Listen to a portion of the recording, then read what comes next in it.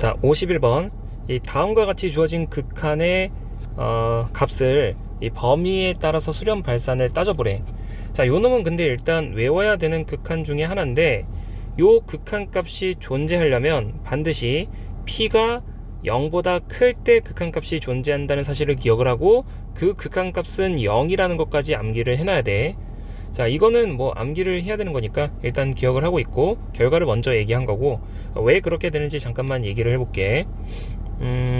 요 문제 같은 경우에는 저 p의 범위를 크게 두 범위로 나눌 수가 있단 말이야. 첫 번째로는 p가 0보다 클 때, 두 번째로는 p가 0보다 같거나 작을 때. 그리고 이 1번의 경우가 극한값이 존재한다는 거고, 그때의 값이 0이라는 건데, 자, 첫 번째 p가 0보다 큰 경우를 잠깐 살펴보게 되면, x가 0의 오른쪽에서 0이 가까워질 때 x의 p승 ln x의 극한이잖아. 근데 p가 0보다 크게 되면, x가 0으로 가게 되면 요 뭉탱이는 어디로 가게 되냐면 0으로 가게 돼. 그리고 x가 0보다 큰 쪽에서 0에 가까워지게 되면 요 ln x의 극한값은 마이너스 무한대인 거고, 그럼 얘는 크게 보면 0 곱하기 무한대 꼴이기 때문에 이 로피탈 정리를 적용을 하려고 할 때 0 곱하기 무한대 꼴에 대해서는 한 놈을 번분수로 뒤집어서 계산을 하는 거야. 그러니까 여기서는 저 x의 p승에 해당하는 놈을 갖다가 이 번분수로 뒤집게 되면 x의 p승분의 1 그리고 ln x 라고 표현을 할 수 있는데, 이제 요 놈 전체는 분모가 무한대고 분자 또한 마이너스 무한대기 때문에 무한대분의 무한대꼴이라서 로피탈의 정리를 갖다가 적용할 수가 있는 거지. 그러면 분모를 미분하고 분자를 미분하면 되는데, 분모는 이대로 미분하면 좀 그렇잖아.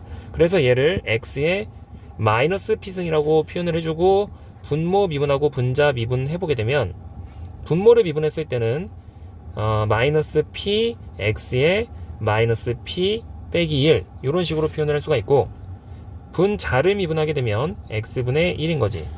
그러면 요거 계산해주게 되면 마이너스 p분의 1은 밖으로 쭉 빼고, 리미트 x가 0보다 큰 쪽에서 0에 가까워질 때 요 뭉탱이는 다시 x의 p 플러스 1분의 1이라고 쓸 수 있는데, 자, 이거 번분수 처리하고 나면 x분의 x의 p 플러스 1이 되니까 x가 하나씩 깎이면서 x의 p승만 남게 되지. 근데 p가 처음에 0보다 크다라 그랬으니까 x가 0의 오른쪽에서 0에 가까워지게 되면 어쨌든 요 값이 0이 되기 때문에 이 극한값은 0이라고 얘기할 수 있게 되는 거야. 그래서 p가 0보다 큰 경우에는 저 극한값이 0이라는 거지. 두 번째, p가 0보다 같거나 작은 경우. 자, 요걸 살펴볼 건데, p가 0보다 같거나 작은 경우에는 다시 두 가지로 나눌 수가 있단 말이야. 첫 번째로는 p가 0인 경우가 있을 거고, 두 번째로는 p가 0보다 작은 경우가 있을 거고. 근데 p가 0인 경우에는 리미트 x가 0의 오른쪽에서 가까워질 때 p가 0이면 얘가 1이잖아. 그럼 뭐만 남냐면 ln x만 남아. ln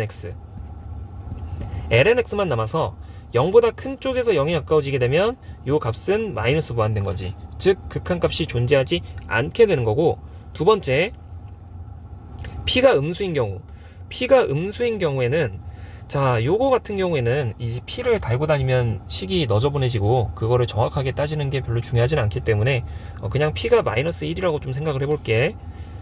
이 마이너스인 경우에 왜 극한값이 존재하지 않게 되는지 그것만 납득을 해봐.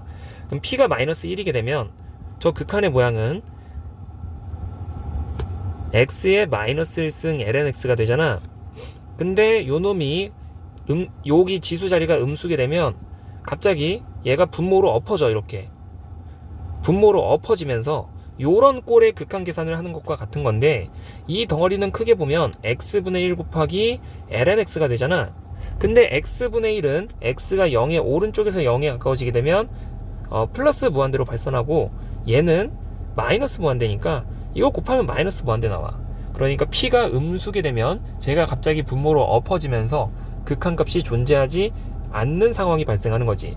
그래서 극한값이 존재하는 경우는 이 모든 경우에 p가 0보다 큰 경우밖에 없다라는 거야. 그리고 그 극한값은 0이라는 것까지 기억을 하고,